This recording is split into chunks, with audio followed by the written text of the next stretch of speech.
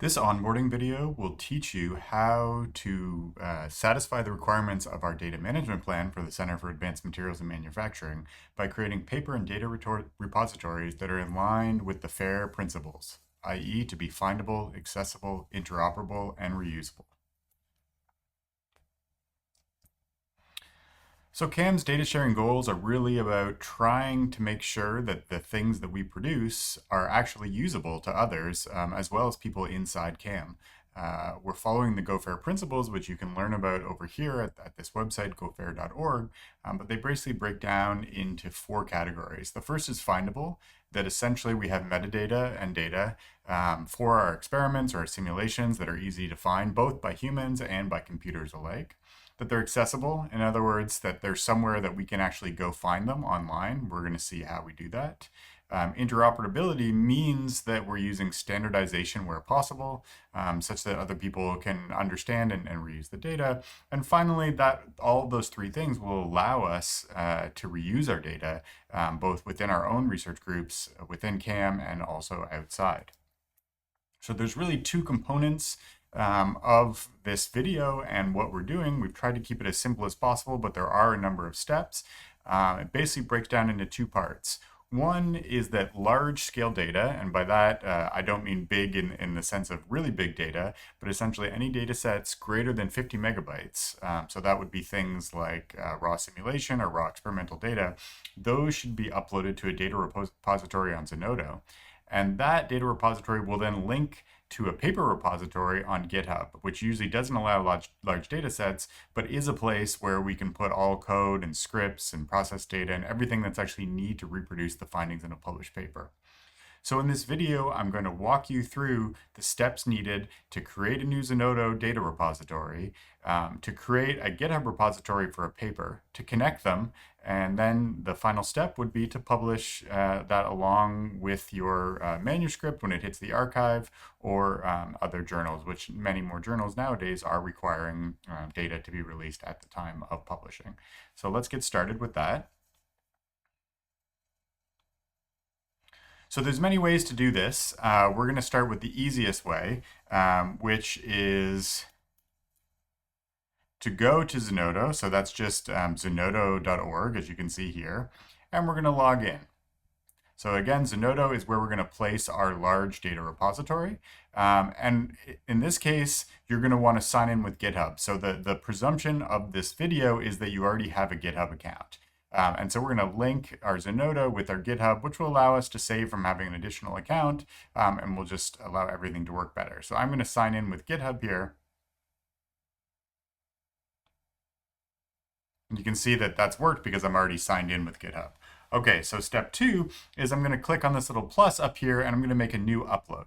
And again, Zenodo is a fully funded for many years place. You can see all the reasons here why you should use it, but it's a great place. It's where CERN stores data, and it'll exist as long as CERN exists, and it has funding for many, many years. So we're going to go to New Upload. And we are going to create a new upload, and I'm going to show you how we should be able to do this. So basically, you're going to fill out a bunch of stuff here related to the particular raw data that you want to upload, and then we're gonna upload files via the command line using a script. But if you have those files on your computer, you can also just drag and drop them here. Okay, so let's get started. So we don't already have a DOI for this upload; it's a new one. The resource type for us is going to be dataset. And this is a data set associated with a paper that we're about to put on the archive. And so I'm going to call it BKT Raw Quantum Monte Carlo Data for the 1D Bose Hubbard Model. Publication date is going to be today. Here I can put myself. And we can also put our ORCID ID number if we want to, if you have one.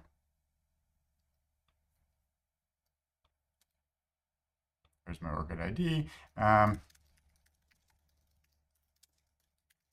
I'm going to put UT Knoxville. It should populate, and I can find it right there. Okay, so it looks like this is good. I'm going to save. I'm the only one uploading this. You can see that I'm the creator there. And now we need some kind of description for the data. Now, for now, you don't need to worry about it. You can always come back and edit this later. But this basically is going to be that this includes raw quantum Monte Carlo data.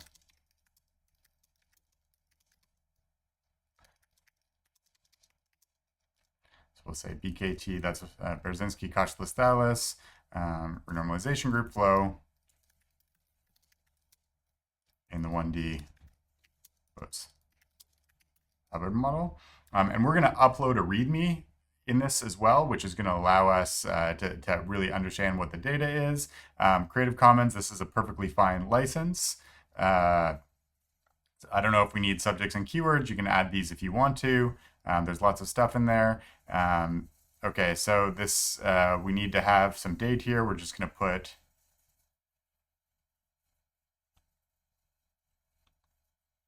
I don't need to, let's delete this date. We don't need to have any of these. The version is going to be, let's say, version 1.0. This is going to be the first release. The publisher is going to be Zenodo. Now here is where we can actually search for CAMM, the Center for Advanced Materials and Manufacturing. If we search for CAMM, we should find it right there. Add that, so you'll see that, including the DMR number. We don't need anything else. Again, if there are these things like existing references already published or things connected to the repository in the programming language, you can do that, the journal, etc. There's many, many things in here, but this is enough for now. And again, if you have the data files just ready on your computer locally, you're welcome to drag and drop this. What I'm going to do is I'm going to say save draft. And that's saving a draft. Oh, I need to say, no, I need one, sorry. I'm going to save draft. Okay, it's going to tell me. Okay, so I've uploaded this README file, which is just a description of the things in the repository. This is the metadata that I was talking about before. And now for the major files, I want to show you an additional thing that you can do. You can just drag and drop. So on my computer here, I have this raw data. You can see it's quite large. It's 12 gigabytes. So I'm just going to grab this and drop it over here. And you'll see a progress bar. And this is going to take some time because of the size of the file to upload over the network. And so we'll jump back into this when this is at 100%. Okay, we're back, and you can see that we're now at 100%. And so we've uploaded everything we need in this particular repository. The only other thing I'm going to do is I told you that we can update these pieces later. So I actually have more information now from this README file that I uploaded, and I'm going to put this information in here, which is all the information that came from this particular README file that we uploaded. Okay, so I'm going to save this draft. And now I'm basically ready. And you can see here that the maximum amount of data that you can upload per Zenodo repository is 50 gigabytes. If you need to share more data than that, please reach out to us. And we do have some other mechanisms through, for example, the Isaac data storage to allow to share these very large data sets. Okay, so now the data is indeed going to be public. That's what I want. And I'm ready to actually publish this. And what's going to happen when I publish this, it's going to create a record inside Zenodo, and it's going to give me a DOI that I can use in my paper repository so people know where to find this. I can also cite it when I'm required to, when submitting a paper and so on. So let's hit publish. It's going to tell me that I can't change the files in the upload, but I can still upload the metadata later. And I also, if I do need to add more data, I can actually create another version of this with more data in it. So which will give me a new DOI as well. So I'm going to publish. All right, here we go. So here is my here's my repository, and this is the most important thing right here. This is the DOI, the digital object identifier that we now have, and we can cite it in various places. So, for example, we can cite all versions using this particular thing, and I'm just going to copy and paste this right now because it's going to be useful for me. And you'll notice that it's this universal number that I used before.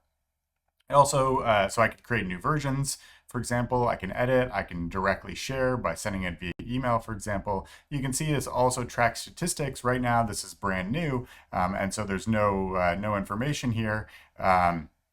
But as people see this and download it, I can actually track that, which is useful in terms of statistics.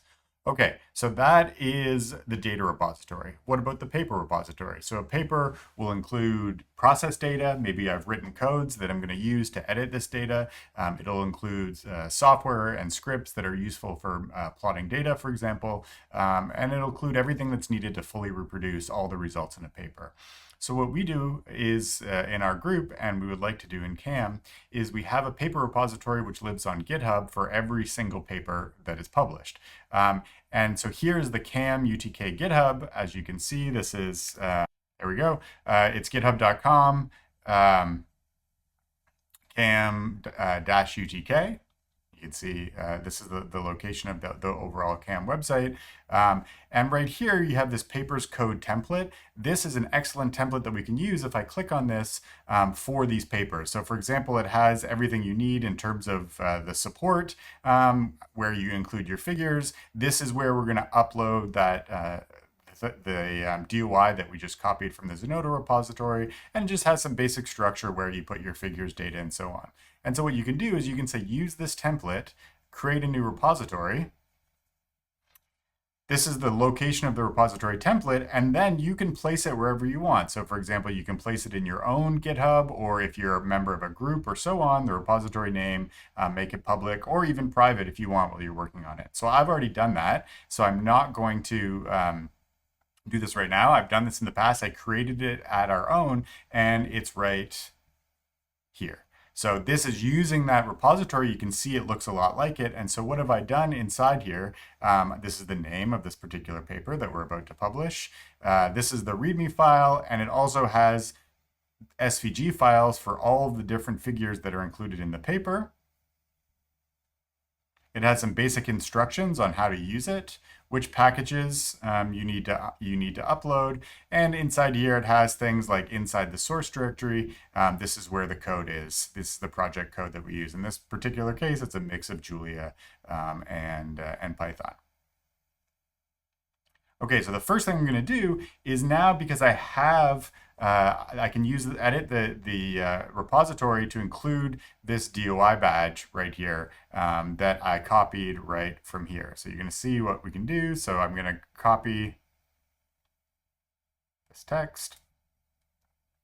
Inside my repository, I'm going to edit the README file.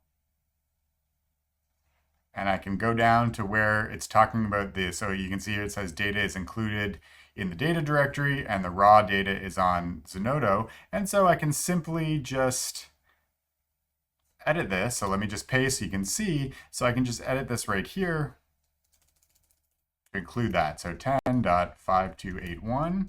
And then here it is 14879.14879.281. And similarly over here.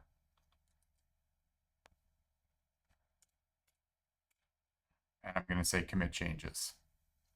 So I updated README with Zenodo data repository. Commit changes. So now you can see that here it lives. And if I click on this, it's going to bring me to this Zenodo record. Okay, so let's go back. So here's my paper repository.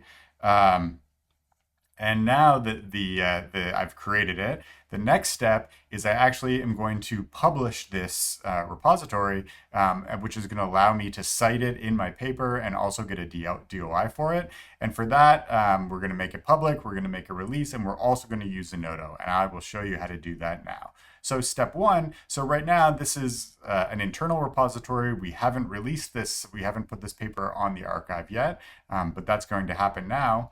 And so the first thing I need to do is I need to make this repository public. That means that everybody can see it. If I go to settings and I scroll all the way down to the bottom here, you'll see this danger zone, change repository visibility. It's currently private. I'm going to change it to public, change to public. I have to confirm because it really, wants to make sure all of this stuff that everyone can see it, anyone can fork it, etc. I understand these effects, and I'm going to say make this repository public. it's going to tell me that I need to confirm access. In this particular case, I'm going to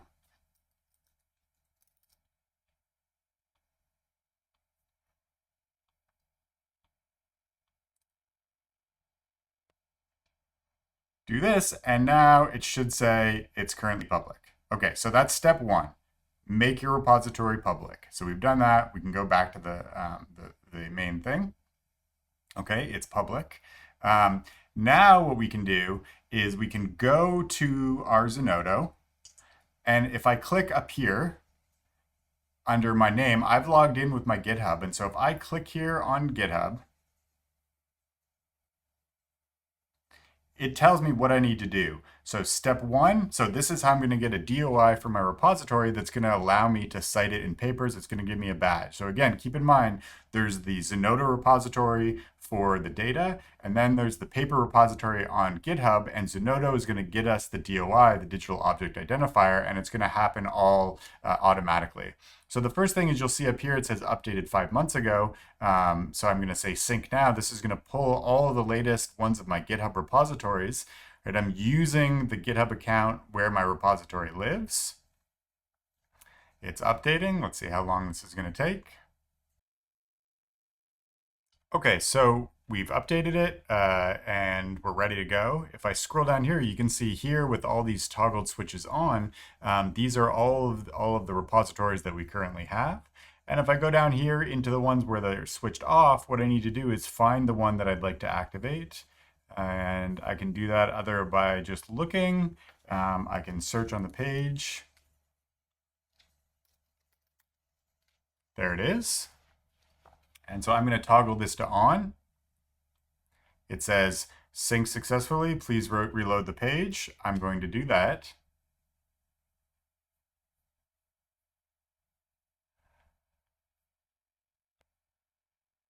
And up here, now you see that it shows up, but it does not have this DOI. And so that's what I need to create right now. And that's step two in this, is the creating the release. So you can read about the instructions here. I'm going to show you how to do it. And so you should think about this as just creating a static snapshot of your repository that is going to be useful to get a DOI for. So I'm going to go back to my repository over here. Here it is. And on the right-hand side, you're going to see this thing that says create a release. Currently, there's no releases that are published.